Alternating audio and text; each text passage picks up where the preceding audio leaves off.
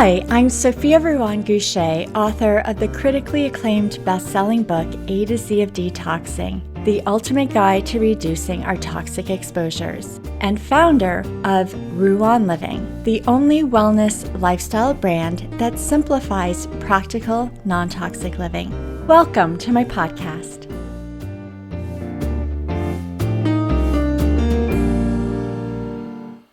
Inventor of Defender Shield, Daniel Dubon is back to clear up misunderstandings and answer questions about EMF protection products.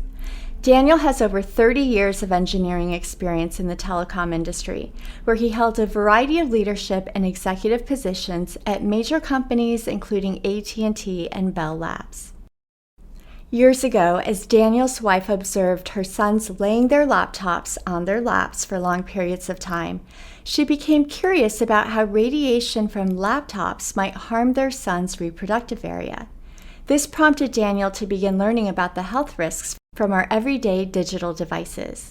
As you can hear in my first Practical Nontoxic Living podcast with Daniel, which is episode 17, even though part of Daniel's job was to master how technologies communicate and may interfere with each other, Daniel, along with most of us, had never wondered about how frequencies from technologies may impact humans, until his wife raised her concerns. As Daniel learned more, he saw a problem and an opportunity to apply his telecom engineering perspective towards solutions. Eventually, Daniel invented Defender Shield, a company that sells EMF protection products like cell phone cases that protect your body from cell phone radiation, hats that protect your brain, fabric that protect pregnant bellies, and air tube earphones that are the safest types of earphones currently available because they significantly reduce the radiation to your brain. In this podcast, Daniel talks about the newest Defender Shield products, which also protect against 5G. For example, the company reports that a Defender Shield baseball cap can block up to 99% of wireless EMF and 5G radiation from reaching your head. Internationally recognized, Daniel is the author of Radiation Nation, The Fallout of Modern Technology, and a frequent guest on national radio and television programs discussing the impacts of EMF radiation and protection options. There is so much conflicting and false information about EMFs and EMF protection that I really cherished my conversation with Daniel because I have had many questions about EMF protection products, like which products work effectively and how to use them safely, because sometimes EMF protection products can make things worse. In this episode, which was recorded on Instagram Live, you'll learn Daniel's perspective on our current EMF environment now that 5G has rolled out, and Daniel answers questions from me and my Instagram viewers.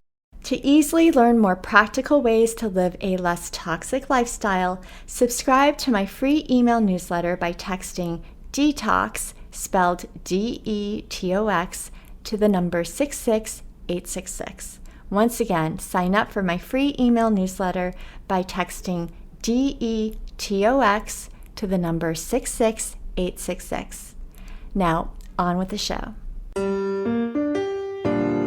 For those who didn't get a chance to listen to our first podcast, can we just start with maybe an overview of the electromagnetic fields from our technologies and really in terms of health effects? What's the difference between 2G, 3G, 4G, 5G? Like, is 5G more dangerous than 3G or 4G? So let's answer that question. What is electromagnetic radiation? When we last spoke, we talked about the sources of emissions in our environment that are used by technologies that are very close to our bodies today. And this 2G was up to 4G is the stuff we've been experiencing over the last 8 years roughly. And it's all been around the same frequency rates. And what does that mean? What is the frequency? When you use a cell phone and you're talking on that phone, you're actually sending and transmitting a signal to a cell tower about 4 to 5 miles away. It can be that far. And there's power coming out of that cell phone to get there. And so you have the transmission that's coming from this device, your laptops, your iPads, all of the technology we have all around us are communicating in some way. When they communicate, think of the tip of my finger as the source of the transmission. It opens up more and more and more and more and keeps on going out of the room and into the other room and then into the cell tower, or it goes into the other room where your Wi-Fi is. It's transmitting in an omnidirectional way. And that's what is the potential danger is to the human, because it's going towards your body as well. It's not just going to your Wi-Fi. It's not just going to your cell tower. It is literally going into your body. And I may have mentioned this the last time, but when you use a cell phone to your head, the standards that were developed over 30 years ago on, at that time, 2G, there was a power level. The strength of the signal is 1.6 watts per kilogram. And that 1.6 can go up 4 to 5 miles. So like a fairly strong signal, but not that strong. When a 6-foot male uses that signal, it goes into the head by 1 or 2 inches, and it heats the area up by no more than 2 degrees. And that standard was developed at that power level with those kinds of implications to the body. Well, if you're a woman that has a thinner skull than a male, if you're a child that has a much more thinner skull than a male, it actually can go through, for example, a 6-year-old child's head. Using a standard cell phone, it goes right through their head. So the standard that was created 30 years ago represents roughly 3% of the population. That's what it roughly falls down to. So these devices we're having around were never really thought about back then as being used as much as we do use it, and that stuff being so close to us. So that's a quick summary of, like, what is the environment? What is the toxin we're talking about? And we know the implications there are many. We know it can be very serious. And there are some scientific research studies that show direct links of a cell phone to a cancer in the frontal lobe, for example. But more often than not, there's maybe a neurological implication, a physiological implication. You may have tingling in your hand when you're working on a monitor. You have ringing in your ears, potentially. Maybe you're depressed or you're anxious. Maybe your memory is like foggy a little bit. So these are all the kinds of symptoms that are associated with the RF signal, the signal coming out of our devices that are touching our body. Yeah, and I know for me, sleep is often undermined if I've had a lot of exposure. Yeah, let's talk about that. When I just explained the physical world, it's invisible. You can't see this electromagnetic radiation, right? But it turns out that when you have a monitor in front of you, literally the monitor you're looking at, there is LEDs that drive colors towards your eye. And the blue component is considered electromagnetic radiation visible light. So it is electromagnetic radiation. And at night, and this is a long way of going to the story, when you're at night looking at your monitor, that monitor is generating a blue component, and it's hitting the back of your eye. And there's a little protein in the back of your eye, a cryptochrome protein, which is the switch that turns the sleep process is generated, and the melatonin that you need to sleep is not turned on unless that switch is on. And when you're looking at a monitor and you're going to bed at night, that monitor is influencing the cryptochrome, and you're not going to fall asleep because you don't have the flow of the right cyclic motion of the body. So you really don't want to be looking at monitors at night, because it is affecting the sleep pattern right from the very beginning. And of course, you have the implication of the RF within the environment of the room that also influences sleep, as you just pointed out. In fact, Sophia, you really want to make sure that in this kind of exposures, you don't have any when you're sleeping, because sleeping patterns are so important for the body to recover at night, and you're disrupting it when you have a cell phone on the nightstand. You want to really, if you can, stay away from that kind of stuff. Yeah, one way I've thought of when people ask me about 5G because it seems like some people feel like it's maybe much more dangerous. I say, and please correct me if I'm wrong or add any details to it, but when I think about visually the invisible light, like you can imagine on a spectrum, the different colors. Well, that's a small part of the electromagnetic spectrum.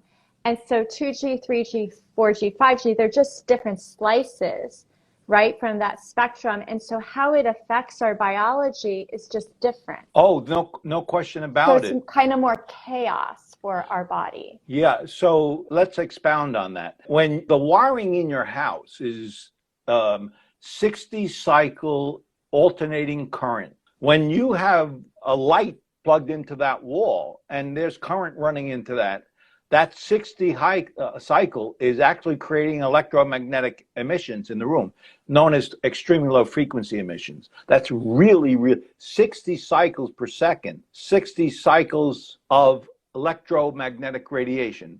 That means that over 1 second, 60 waves go by in 1 second, that point. That's what it means. And when you talk about cell phones, roughly around 1 gigahertz, you have 1 billion cycles going by in 1 second. When you talk about 5G, you talk about 330 billion cycles per second going by, 60 billion cycles going by. So it is much faster on the frequency that as you described. And we know a lot about the science of everything about 10 gigahertz and below, 10 billion cycles per second. But above that, we know nothing. Science has not had a time to sort of understand the implications. But as you may remember, RF affects the gut, RF affects the immune system, RF affects lots of parts of the body, and your immune itself is suppressed when you have an RF signal, in the presence of an RF signal. What happens when you go above?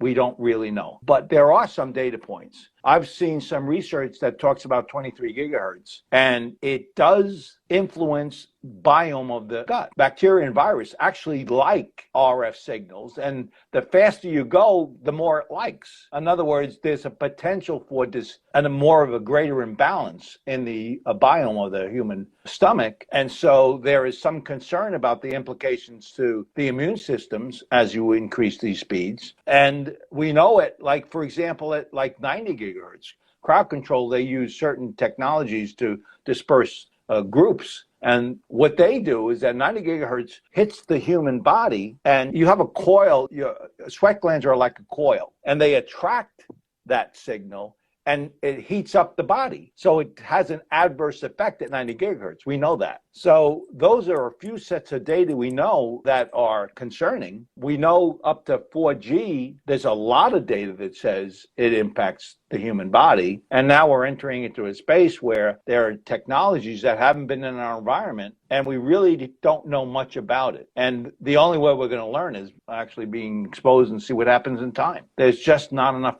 no real research has occurred. So I'll just pause and explain to the viewers and listeners that, just remind everyone that health and wellness is a result of many factors. It's multifactorial and it's complicated, but there's this idea that, we talked about the additional wavelengths over time that are being used in our technologies, just being more layers of stress on our body, anywhere from 2G to 5G. But there's also science discovering that one toxic exposure can make another toxic exposure even more harmful. So, for example, maybe the cell phone radiation will weaken the blood-brain barrier, which generally protects your brain from toxic compounds in your body. And if your blood-brain barrier is thinner, then your brain is more likely to be exposed to toxic compounds in the blood.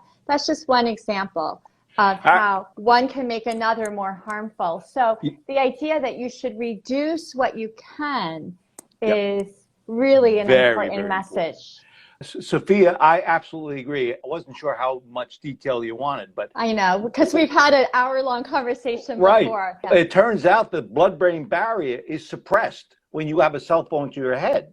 And what happens is that signal is now passing through, represents concussion-like symptoms to the person that's using that cell phone. And so those symptoms are direct related to the exposure that you have there and their implications. When I said there are neurological and physiological, they are literally brain pattern changes that occur with particularly extremely hypersensitive people who use cell phones. And it disrupts the pattern of the brain itself. When you're in alpha, when you should be in beta. In other words, you're walking, but your brain is sleeping, and vice versa. So there's real impact because of the suppression of the blood-brain barrier. And as I just explained, there are a whole many other things going on once you do that. And I personally believe it's more chaotic. In other words, you can't really predict it, making it more difficult to figure out what the problem is. But for sure, we know that these responses from these signals occurred up to 4G. And as you increase it, it's even more so. In fact, Sophia, I don't know if I had mentioned this last time. If you're really electrohypersensitive, really seriously hypersensitive, you have neurological implications that need to be addressed first to get your brain patterns where it needs to be before your body can heal even. It's everything's so screwed up. You really have to find a way of recovering from that with a pattern of approach which deals with the whole body pieces at a time. It seems like a good time to ask you something a viewer asks in the comments section. Jen asks, is a Bluetooth headset dangerous as well? I am on my cell phone most of the time because I do sales. Any solutions? Okay. I have mentioned to you a cell phone is 1.6 watts. When you have a cell phone to your head, the power coming out is 1.6 watts. Bluetooth is 0.3 watts. 0.3 watts is 5 times less power than a cell phone. So when you have your earbuds on, there is 3 watts that's between the cell phone and the ear. But oftentimes with these earpieces, they also communicate back and forth with each other. So now you have 0.3 watts of power going through your frontal lobe. Sophia, 0.1 watts we have found. 1/3 the power level of Bluetooth can mutate the frontal lobe cell. So, if you can avoid it, you really should try to take precautionary measures and not use the earbuds that are Bluetooth based, because we know from research that there's a potential for some pretty serious negative effects. So since that's going to be really upsetting to hear if you use earbuds or other wireless earphones, what are your thoughts on the brain's ability to heal? Given if you've been using wireless earphones, it's upsetting to hear what harm you were posing to your brain. Do you have advice on what they can do to help the brain heal? We were talking about complications, body complications as a result of this. When you're exposed to the RF in an environment and very close to your body, there's a lack of oxygen. You become hypoxic to some extent. And so with that hypoxia and combining that with hemoglobin, right, where you have more blood cells than you really need, and the oxygen being transferred from your blood cells to your body is less efficient. Yes, you have a combination of things that can really be more negative on your body and the way you repair this kind of stuff is trying to make sure you minimize the kinds of characteristics of your body that potentially lead to the hypoxia state. Like, for example, find ways of reducing the hemoglobin, become more average in the hemoglobin. There are really literally things you can actually do to physically change the body to better respond to these kinds of things. But in addition to that, believe it or not, Sophia, good balanced food intake, care for the kind of foods you eat, the hydration of your body, the minimizing of exposures by taking certain actions to reduce those exposures. All of those things actually do help your body be more resilient and recover from these exposures. Yeah, and focus on sleep quality. Oh my goodness. And I kept on trying to say, mitochondrial repair. And the reason why I was trying to say it, but I was thinking about something else, was because that's when you repair at night. The little engines in your body don't recover if your sleeping patterns are not as effective as they can be. So you're right. You have to make sure, like for your bedroom, that it is really a sanctuary. You know, we talked about this a little while ago, but you want all those electronics out of your room. Why? Because they influence the body. And by doing so, you improve your body's ability to recover. At the same time, you're helping resilience during the day. Okay, there's another question here. Any thoughts on directed energy from outside of the home? Oh, okay.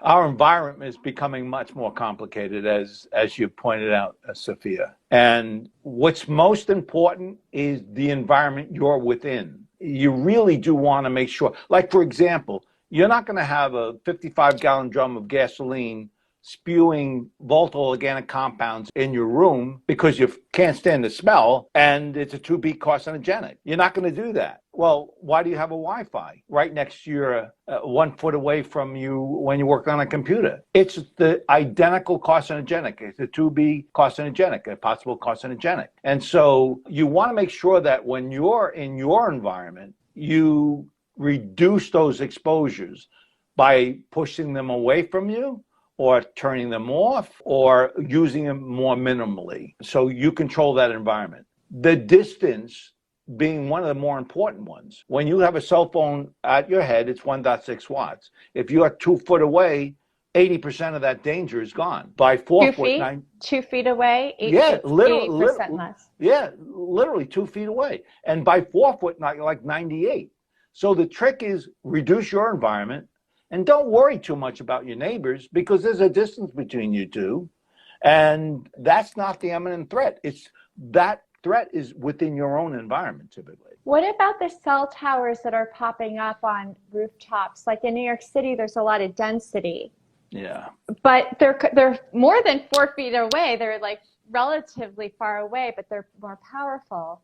Yes, right. And in fact, that's a very good point. A cell phone, as I said, is 1.6 watts. A cell tower is 40 watts.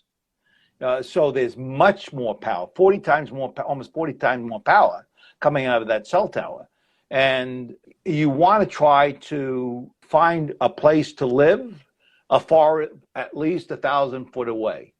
If you can't, then there's a little bit more elevated exposures than you want. If it's in the front of the window, right a foot away from your window, I suggest always move, because those are pretty dangerous 40-watt signals coming into that environment. Okay, so let's talk about some of the products on your website that can maybe help the sleep environment. So I noticed, I just saw new products since the last time I looked, but you have curtains that can, the curtains, the wallpaper, I don't remember what else I saw, but can you talk about some of the EMF protection products that your company has developed that can maybe make the sleep environment more healthy? So Sophia, when we last spoke, I was actually working with various companies that were shielding experts for the military. And I knew that the higher rates, there was no really any real way to reduce those exposures under certain circumstances, but there was no shielding available to prevent those signals from coming through. And you heard me just mention about if it's 1 foot away from your bedroom, move. And I'm very serious about that. That prompted me to find technologies that will actually stop a 5G signal from going into your house. And so we actually have wallpaper that we developed that has our Ultra Armor. It's a product we designed. I was designing the last time we spoke, actually. And that Ultra Armor stops up to 90 gigahertz. A signal cannot go through. So I designed it because I was concerned about the fact that there would be towers that were close by, and there was really nothing an individual could do except move. Now they actually have given an option, at least one of many, I guess, where you can actually put wallpaper on your wall, and it prevents the signal from coming in. And that's what the wallpaper is. And we have shades and curtains that complement that. So you really can have a whole full wall of shielding so those emissions can't go through into your home. Yeah, I'm telling you, Sophia, I'm excited about that because I didn't know what else you'd be able to do. And in some cases, some people don't have much choice, and I wanted to try to provide that choice. That's why we developed the wallpaper along with the Ultra Armor technology itself. So they block out 5G. Do they also block out 5G and under the 4G?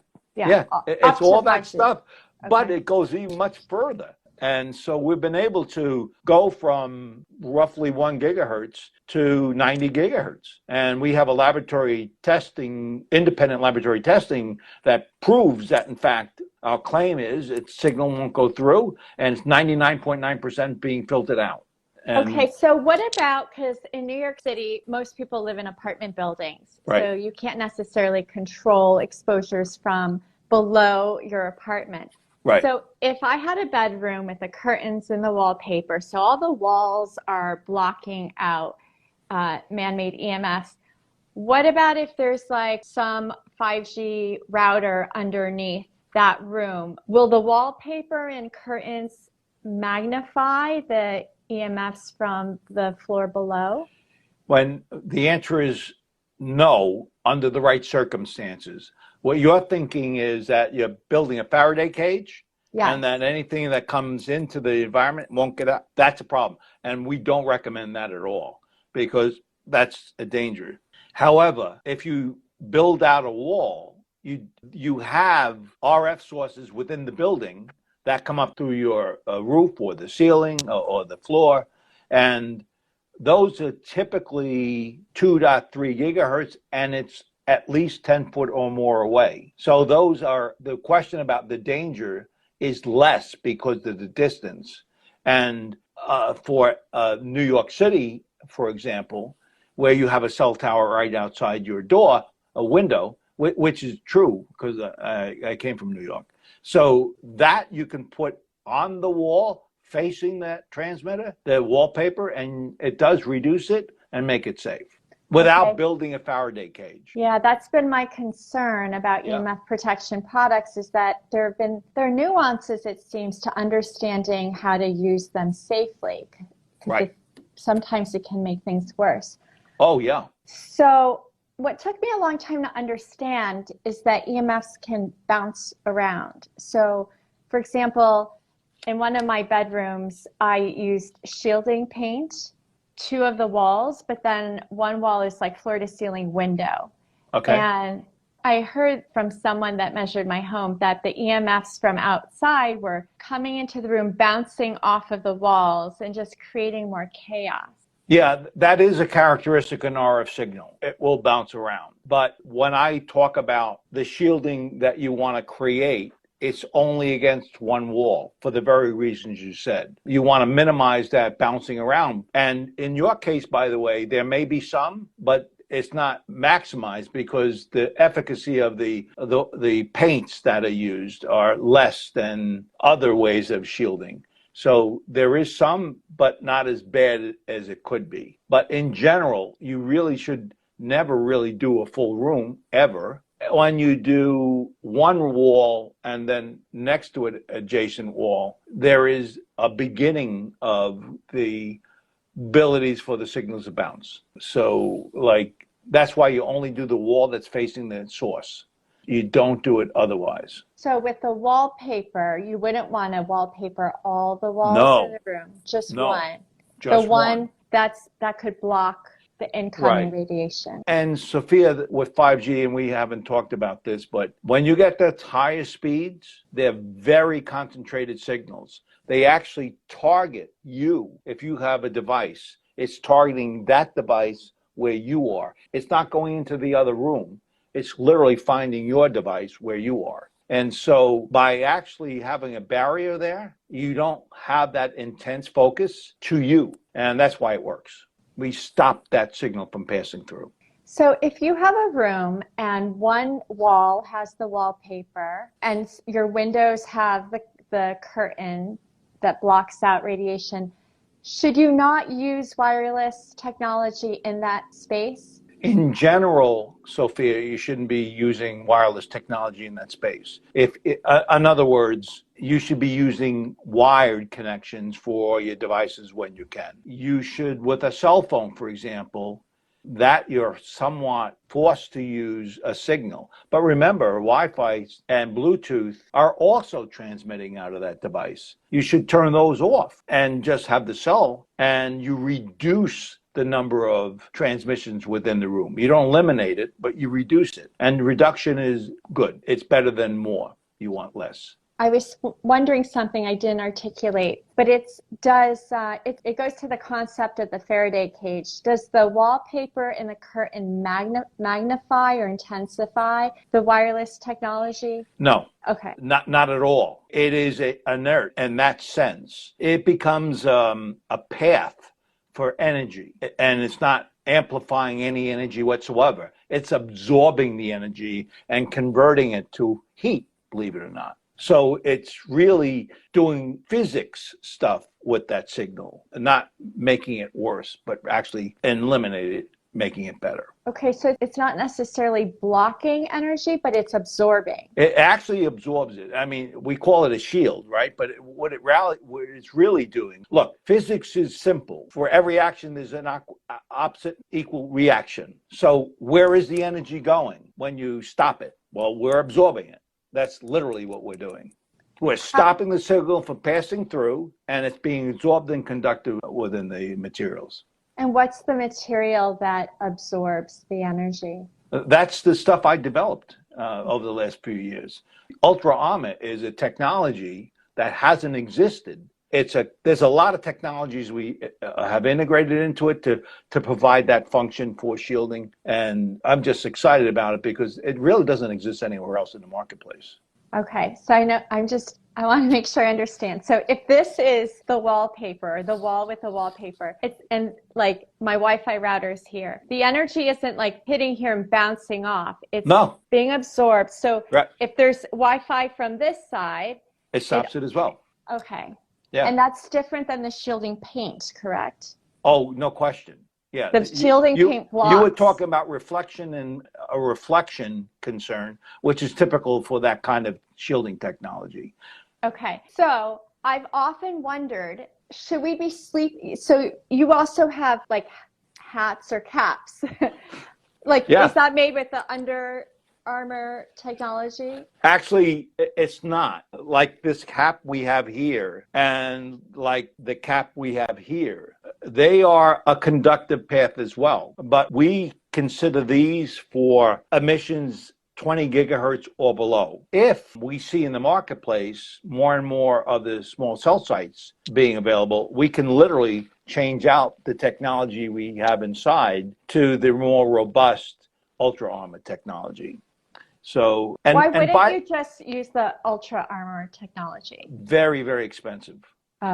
Very expensive. And by the way, if you're electric hypersensitive, we talked to physiological and that kind of stuff. Well, we're actually preventing the ambient within the room to penetrate the skull. And for electric hypersensitive particularly, that means a lot to them. They actually feel more calm as a result of that diversion of that energy that's not penetrating their head anymore. And so that was the purpose of this, was to try to minimize those exposures to areas that are very sensitive to the human around the head, which, by the way, as you may remember, the frontal lobe is probably the most sensitive because of the soft tissue nature of the frontal lobe. So does the cap absorb energy too, or does it block? No, it actually absorbs it, right. It's literally converting it to heat, but it's so minuscule you can't even measure it. So we're creating a strong conductive path for the energy that's in that environment. In these cases, for the ambient and the environment.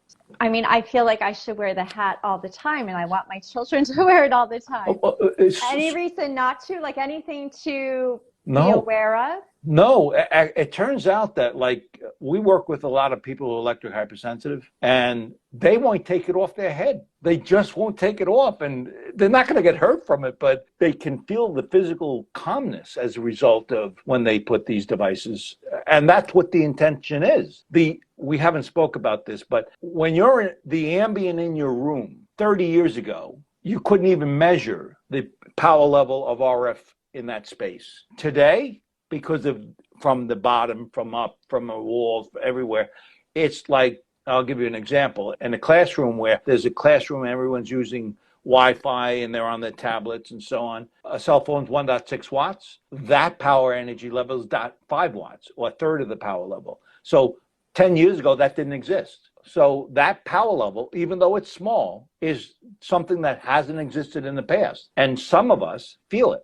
I don't. Maybe you do. But I know some people, they won't take it off their head because they can truly feel the difference. Okay, so there's nothing I should consider, because after years of trying to understand EMF sources in my home and how to mitigate risks and trying different EMF protection products or grounding products, it was frustrating and disappointing to learn that how to use them safely and how to really benefit from them was actually very complicated. Is there anything I should know about any of your products, like the cap, the curtains, the wallpaper? Because I want my children. Can we sleep in the cap? Can my children sleep in it? Sophia, I have always been concerned about sleeping. You may remember that from the last time we spoke.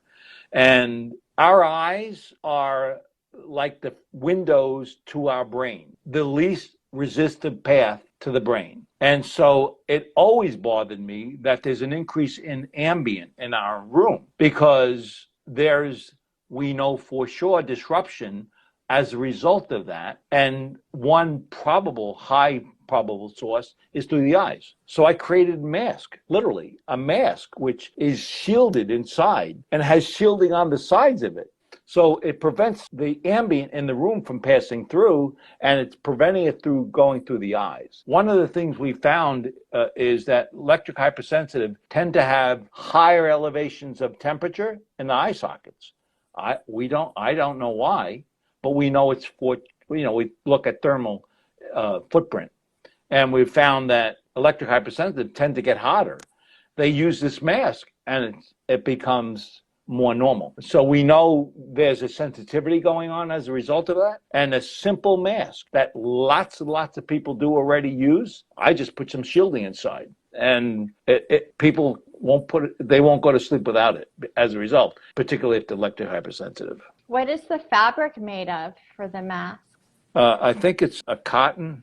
So. There's a question from a viewer about shungite. I know it's reputed to absorb EMFs. Do you have comments on shungite? I actually don't like talking about other technologies. What I do suggest, as you may remember, is if a claim is being made about a product, there should be an independent laboratory study that sort of substantiates that claim. There may be some with Sundrite. There may be some with the buttons. There's a lot of technology out there that claim to help the human with these exposures. And I often simply say, and look for substantiation from a third party about the claim. As simple as that. Some of these things are carbon-based. Carbon is a natural attraction to RF, and there is some benefits in some parts of the building. But if you have some of these little carbon-based stuff that is on one half of the room and you're on the other half, it's unlikely that they will actually be providing any protection whatsoever for you, because you're not close enough to it, and that's attracting it, and you're not even near it. Okay. Yeah, shungite has been described as being similar to carbon in its ability to filter water. Right, exactly. And I know that. What are your thoughts on dirty electricity from our wired technologies? I hate the word dirty because I'm an engineer that talks about it from an engineering perspective. So there's no such thing. Dirty is an implication that everything's mixing together. But every one of those things mixing together has a source. I explained the AC, alternating current, as the extremely low frequency emissions. The RF is another emissions. And there are other potential sources for emissions that in some are described as dirty electricity. Every piece of that has a source. So the point generally being made with that is that it's getting really pretty dirty out there. And that's true. right? Because there's more and more transmission devices that are generating those sources that are now melding into our environment. So do you think that the filters work, the dirty No. Again, there are claims being made by a lot of people about that they have no third-party substantiation for, and maybe there are some that do. That's why there are so many products on the market. You really do need to take it individually. I know there are some that talk about performance, but Sophia, they only take the ELF out of the room. They don't take the RF. They're silent about what they actually do. They may be very good at one, but not doing the other. I'm not sure removing one potential source benefits you if you don't remove both. And that's what you got to be careful about. Yeah, when I first used them, I felt much better, but my room was very high with the quote unquote dirty electricity. Yeah, it's like, I don't know if we talked about this the last time. You think of grounding. Grounding's a good thing, actually, right? But the human body is it's an electronic-based element in the environment. And we are our natural capacitor. We absorb naturally, right? And so when you go on a ground that actually is into the grounding network within the home or the business you're in, you are being grounded where there's another path being taken out of the body on that energy. And to some extent, that's a good thing, right? Because you are capacitor by nature. But if it's to excess, it may be too much of a loss of the energy within the body. And so you got to be careful with those kinds of things, that you're not doing it excessively. If you do a floating ground, you're actually better off, where you don't plug it into the wall, you just use it as a base. It actually provides the same benefit, but it's likely not going to do excess. And also, by the way, if you're on a grounding plane and you're using a cell phone, the cell phone potential danger hasn't changed. So some people think that if I'm on this grounding pad, I must be safe. That's not true. It's only a grounding path for the electronics that are in the ambient, and you're draining that. But your cells are still being hit by a pretty strong signal. So with all these devices, you got to be careful. I know this isn't your area of specialty, but given your expertise, I just want to ask, with salt baths, like you talked about our bodies absorbing energy, would salt baths be able to help your body release some of that? I actually don't know. I'd have to think about it. Another question I was dying to ask you. Ferret beads, I've read they can help, I have air tubes right now, but for any electrical cord, reportedly, if you put ferret beads on the cord, it can minimize the radiation that... Yeah, those kinds of technologies have been around for many years, and there is a way to reduce at the very point they're on the wire the potential exposure. But as it goes through the wire, the benefit is less. It starts creating more electromagnetic radiation. And if it's a very short wire, that's a good thing. If it's a really long wire, it's not so good for those reasons. So do the ferret beads help if you clip it close to... They do if it's a short cable. If it's a long cable, by the time the energy gets to the other end, there is the growth of that electromagnetic radiation that becomes a more concern the longer it is. You were talking about the acoustical tubes you use. There's a real reason those are most effective, because they take that electrical energy and it's converted into a speaker, literally a tiny little speaker. And that audio, that acoustical connection, is a tube to your ear. And there are no electronics going to the head. So you've eliminated completely the potential for the technology to influence because of electromagnetic radiation that's coming off the element. There is none. It's acoustical link. So they're the best. What you're using is the best. Okay, so the ferret beats do not help. If it's a long cord. If it's a long cord, it does not help. And does it make it worse? No, it allows it to go to where it was right from the beginning without the bead. Yeah. Again, the shorter it is, the more likely it's a good benefit. The longer it is, Mm-hmm. the less likely it's a benefit. So let's go back to earphones. So I was shocked to realize that not all wired earphones protect my brain as much as I thought from the radiation. And Right. I've read that some wired earphones can increase the concentration of radiation into my brain. So I think a lot of people don't know that. Yeah, actually, I think you're right. But there is a constant power level essentially going up the wire. The concentration, so there's that source in the wire itself that's emitting from the wire. But the other source is at the ear itself going into the channel of the ear. It's a concentrated electrical magnetic power level that's going directly into the ear, which is uninhibited until it hits the eardrum. And so I believe that's probably true, that it is a bit more dangerous because you're not only getting exposed to the wire emissions that you normally have, but it's really being channeled into the ear, which is, by the way, I talked about the windows being the eyes to the brain. The other one is the channels to the ear. So I probably agree with that. So the safest earphones to use are air tube earphones. Yep. Would you explain what that is? If you have a cell phone and you want to listen to music, you plug in this, what looks like a normal set of earphones into the cell phone, and halfway up the wire, the energy that was being transmitted by your cell phone is converted to a speaker that's in a little can. And that speaker now is generating tones. It's the stuff we hear with our ear, but it's occurring much sooner than it gets to your ear. It's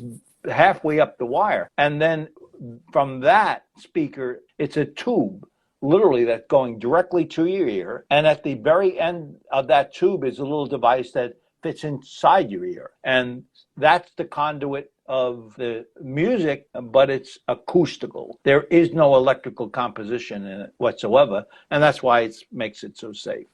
And Defender Shield has air tube earphones. When I posted about the wired earphones and the radiation and the air tube earphones were the best, a lot of people were asking for a recommendation. And I hadn't sampled enough to have one, but a few comments said that they loved Defender Shield air tube earphones. And just to be clear, I'm not an affiliate partner. No, yeah, right.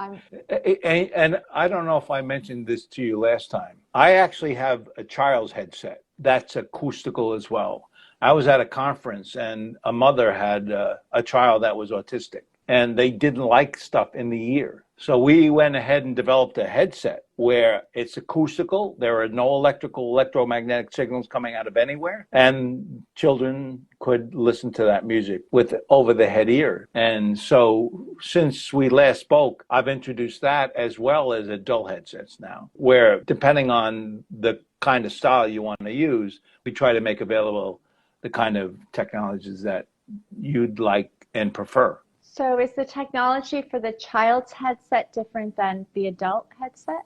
No, virtually the same thing. The problem we had is because it's an acoustical chamber, they have to be very, very precise for you to be able to reproduce the music without any resistance in the path to the ear. Not an easy engineering task.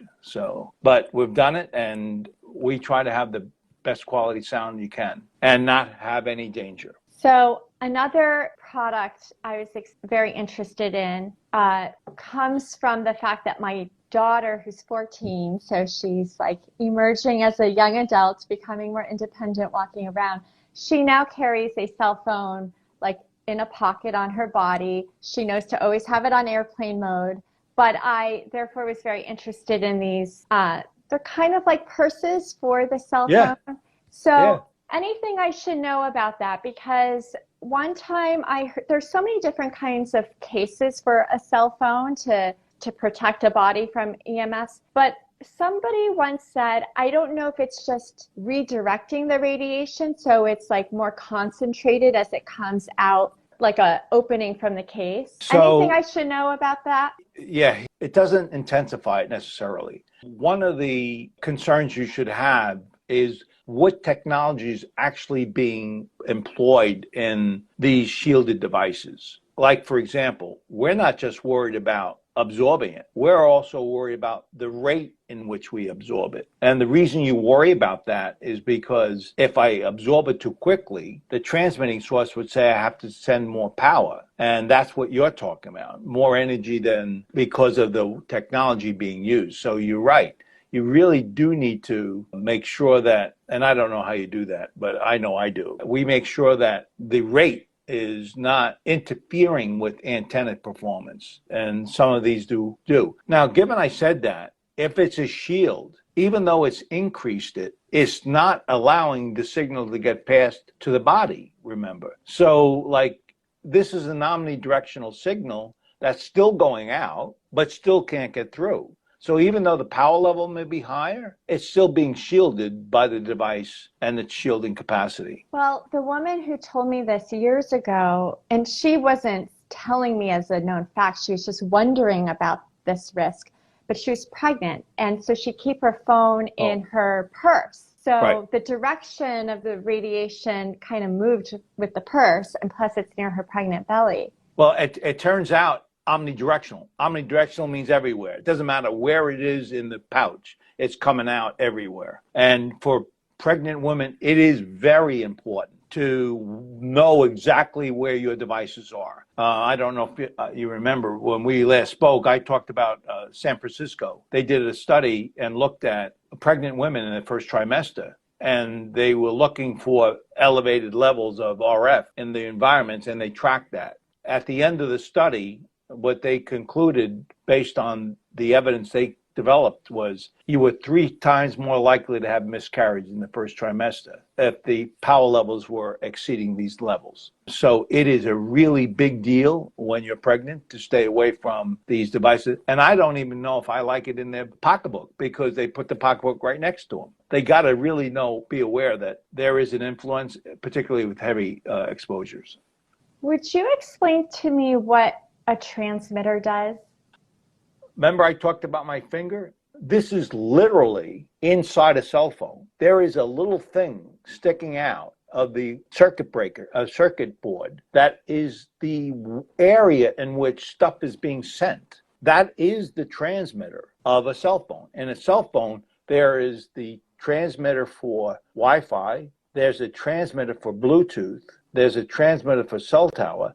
All 3 are separate antennas, tiny little bars, the little entities that exist on a circuit board. And that's what's sending out the power, and it's what's receiving the power, typically, from the cell tower itself. That's how it's communicated. There's a transmission going on. Are you aware of cell phones having more transmitters, more than for Wi-Fi, Bluetooth, and cellular? Yeah, actually, there's often a fourth for background stuff going on. So is that a health concern? Like, it is, but less. The background applications do periodic stuff, but a cell phone is pinging every second, trying to find out where it is all the time. So even though it's off, it's still working. It's still trying to figure out what's going on. So if my phone is on airplane mode, cellular, Wi-Fi, Bluetooth are disabled, is that background transmitter off too? No. No, that's still on. Yeah. So you really don't want your cell phone on your nightstand? You do not want a cell phone. No,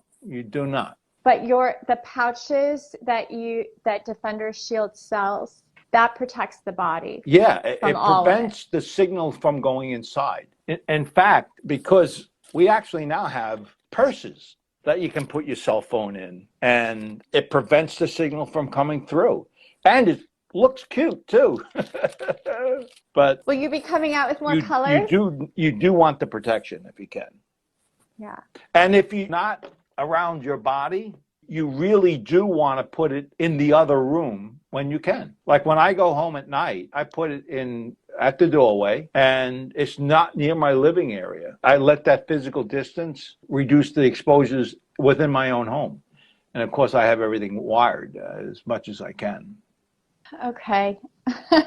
There is a question, I hesitate to ask it, but I know there are news reports on some buildings being targeted with radiation. And, I think let's not even bother addressing that because it's not really... Actually, if you don't mind, I will. Okay. because I actually love to talk about this.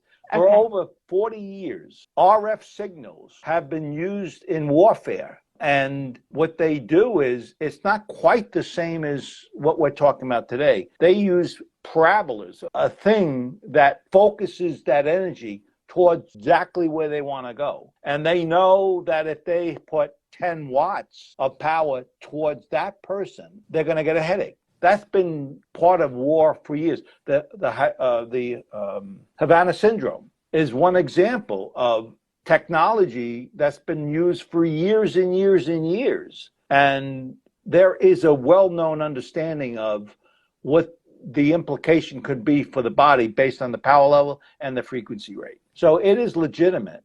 And is it influencing the way you're thinking, Sophia? No, probably not. But will it give you a headache? Probably so. Okay. I know we're over our time, but it's just so amazing to talk to you. Okay. I'll just ask, there's a viewer who has 2 questions. I'll let you answer. One, I recently found out they have erected a 5G tower very close to my apartment. What should I do to protect myself, and should I consider leaving? I should mention that it's been up the past 6 months and I haven't been feeling too well. I'm quite sensitive to EMFs. It's probably not a small cell site, because small cell sites where they're really using the very high speeds.